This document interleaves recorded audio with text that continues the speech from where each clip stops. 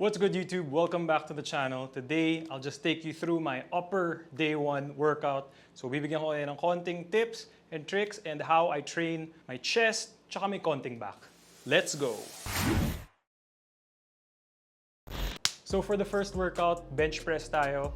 And in bench press, kung di nyo pa alam, this is one of the main compound movements. Maraming na muscles na re-recruit dyan. Mostly chest, may konting shoulders, and some triceps.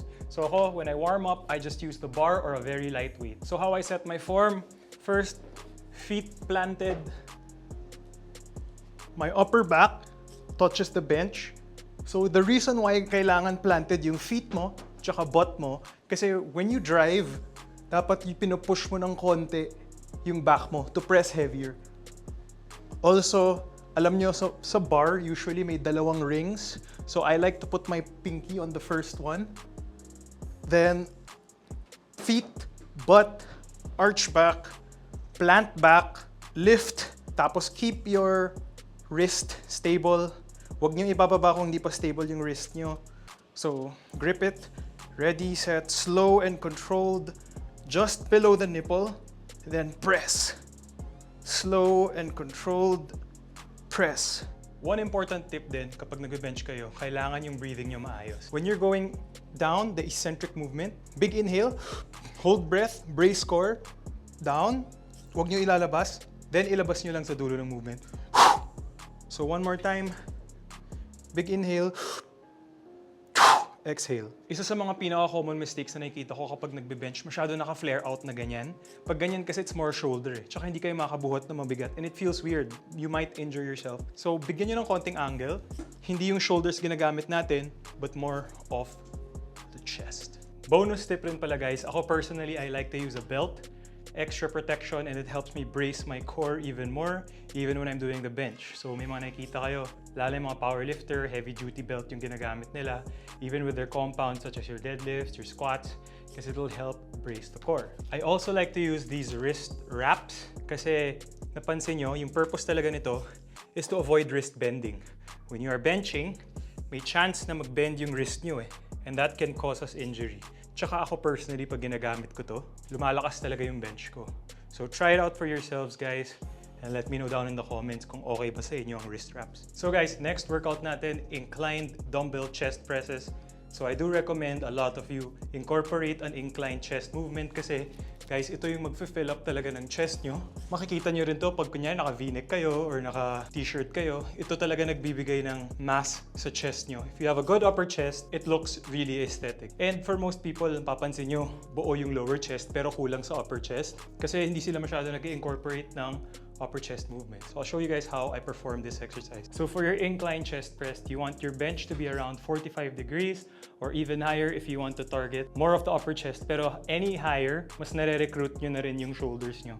So I just set mine to a 45-degree angle. And to show you guys, lightweight muna tayo. Lagay mo muna sa thighs, sa quads, then slow kick up. Parang bench lang.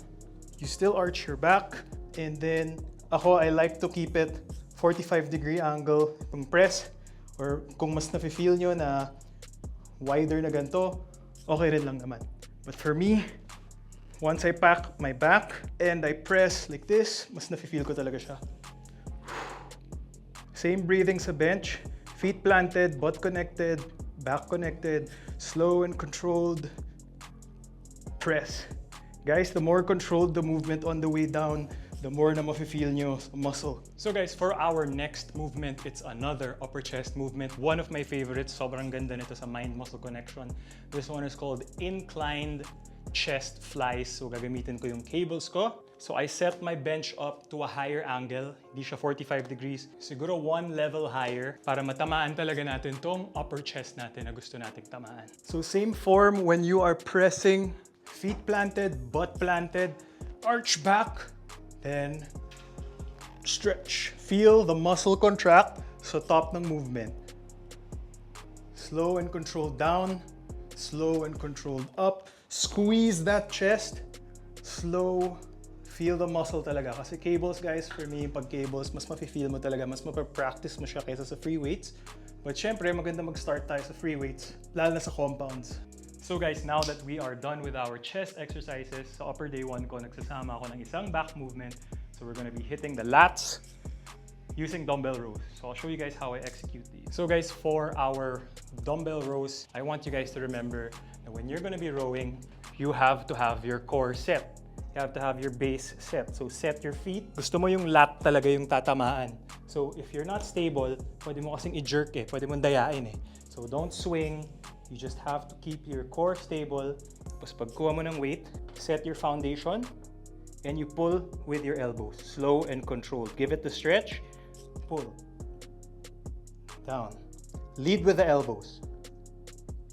Marami kasi ako nakikita medyo na binabicep nila eh. Pag i-bicep nyo yan guys, more bicep talaga tatamaan. So if you want to focus more on your lat, lead with the elbows close to the body. So guys, for our last workout, it's gonna be a tricep movement. So I call these single tricep pushdowns kasi usually diba yung pushdown ganun, dalawa sabay. The reason bakit gusto ko isolated kasi mas na-focus mo yung mind-muscle connection versus pagsabay. Kasi minsan pagsabay may mas dominant na tricep. So for example, ako feeling ko yung right ko mas dominant sa left ko. So instead of doing them both together, I focus on them individually. Simple lang naman siya guys. So get the cable to be extended a bit, then pull. Slow and controlled. Feel that tricep.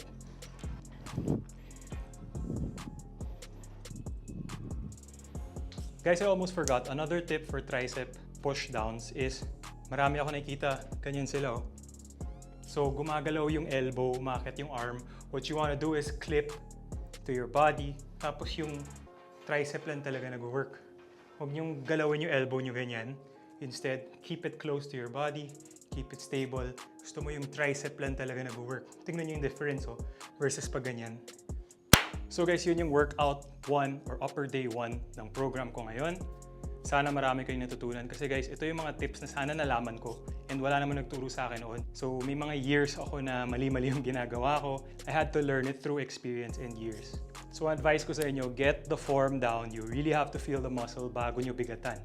Kasi walang kwenta rin yun kung masyadong mabigat pero hindi mo naman nararamdaman. You really have to focus on that slow and controlled movement with your presses, your pulls, everything para to build that mind-muscle connection. And when that mind-muscle connection is there, that's when you can increase the weight. Mind-muscle connection plus progressive overload, pabigat ng pabigat over time, that's how we grow. Final reminders, make every rep count, tsaka focus talaga on the muscle that you are trying to hit, depende sa workout. So with that being said, sana marami kayong tutunan. Leave me a like, share this video, subscribe to the channel, and I'll see you guys in the next video.